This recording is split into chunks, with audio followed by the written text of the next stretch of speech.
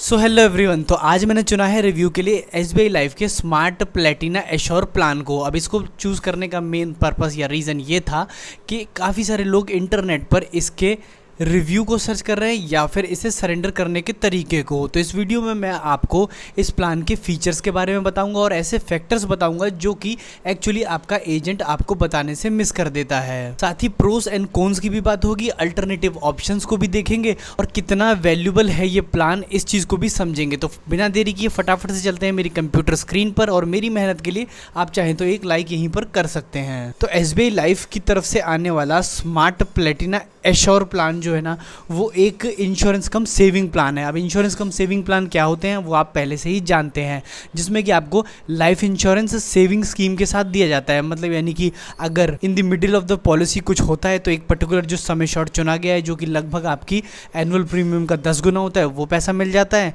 नहीं तो अगर प्लान मेच्योरिटी को अचीव करता है तो लगभग 5 से लेकर के 5.5% के आसपास के बीच में आपको रिटर्न देखने को मिलता है, जिसमें मेच्योरिटी के बाद आपका सारा प्रीमियम का अमाउंट विद 5% या 6% रिटर्न के साथ आपको मिल जाता है। ठीक है, इसको मैं आगे डिटेल में एक्सप्लेन भी करता हूँ। तो इस प्लान के पहले तो कुछ हाइलाइट्स आपको देखने को मिलेंगे इसके पैम्पलेट में, जिसमें इन्होंने कहा है गेट लाइफ कवर, यानी कि लाइफ कवर लीजिए विद एश्योर्ड रिटर्न। ठीक है, एश्योर्ड रिटर्न यानी कि गारंटीड एडिशन की बात कर रहे हैं, जो कि 4.55 यानी कि 4.55% पर एनम हो सकता है अगर 1 लाख रुपए से कम का प्रीमियम है। तो और अगर 1 लाख का है तो 5.05% रहेगा। ठीक है, 5.05% पर एनएम का रिटर्न आपको मिल जाएगा इसमें। ठीक है, अब आपको लगेगा कि ये तो काफ़ी कम है। हाँ, बिल्कुल कम है, लेकिन यहाँ पर आपको लाइफ इंश्योरेंस का बेनिफिट अलग से मिल रहा है और साथ में टैक्स बेनिफिट भी मिलता है, जिसको हम आगे ब्रीफ करेंगे डिटेल में कि वाकई में वैल्यूबल है कि नहीं। तो अब प्लान कहता है कि 7 से लेकर के 10 साल के पीरियड में आप अपना सारा प्रीमियम पे कर दीजिए और 15 साल या 20 साल का पॉलिसी टर्म पीरियड चूज़ कर लीजिए। अगर 7 साल में प्रीमियम देंगे तो 15 साल में रिटर्न ले लीजिए, अगर 10 साल तक प्रीमियम देंगे तो 20 साल का पॉलिसी टर्म चुन लीजिए। ठीक है, अब पॉलिसी पीरियड आपको समझ में आ गया। करना क्या है कि आपको प्रीमियम देना है।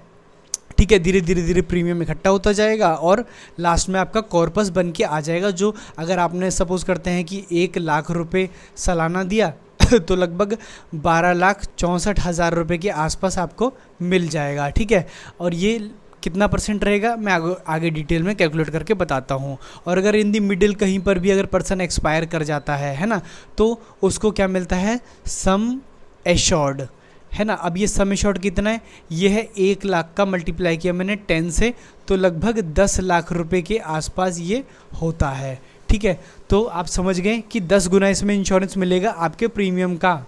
ठीक है, एनुअल प्रीमियम का।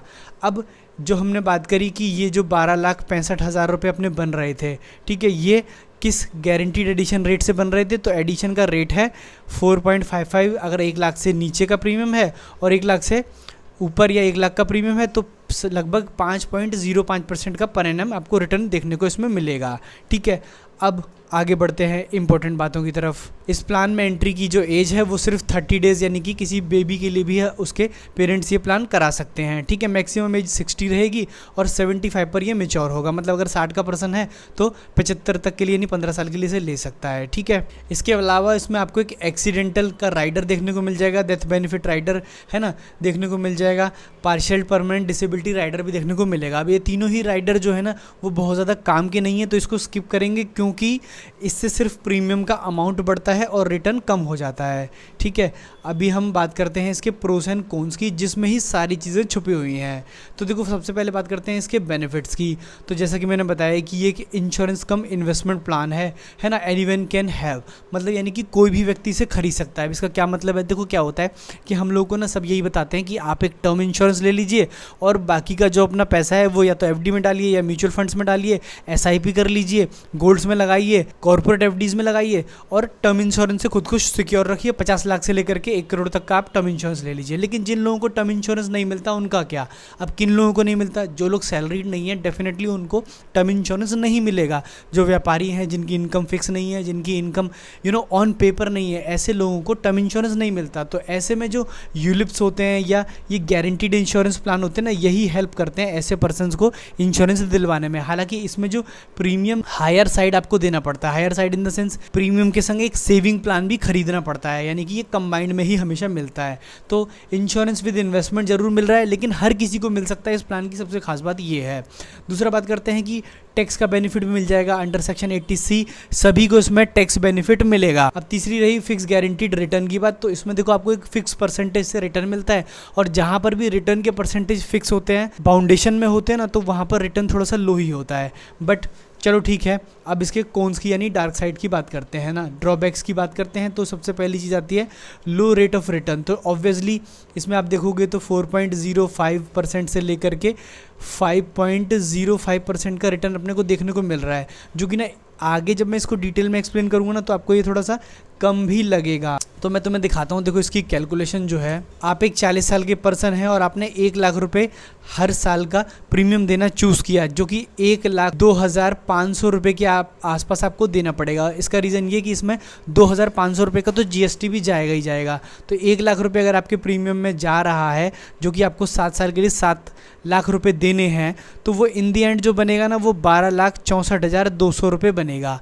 अब ये 12,64,200 रुपये का अगर मैं परसेंटेज ऑफ रिटर्न देखूँ ना, तो मेरे को एक्चुअली ये कितना आया, ये देखो, ये मेरी प्रीमियम्स रहे जो 7 साल तक मैंने दिए। ठीक है, ये 7 किस्तें हैं, 2 से लेकर के 8 तक।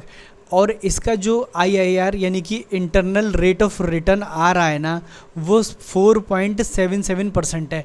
और ये जो मैंने इसका एक्चुअल अमाउंट लिया है, वो तो जो कंपनी ने बताया वही लिया, 12,64,200 रुपये। तो तुम खुद देखो कि कंपनी तो कह रही है कि तुमको 5% का रिटर्न आ रहा है, बट ये एक्चुअली 5% का नहीं है, ये 4.77 का है, यानी कि और भी कम का है। तो काफ़ी लोग कहेंगे कि यार ये तो काफ़ी कम है, इससे अच्छा तो मैं टर्म प्लान प्लस SIP ले लूँ।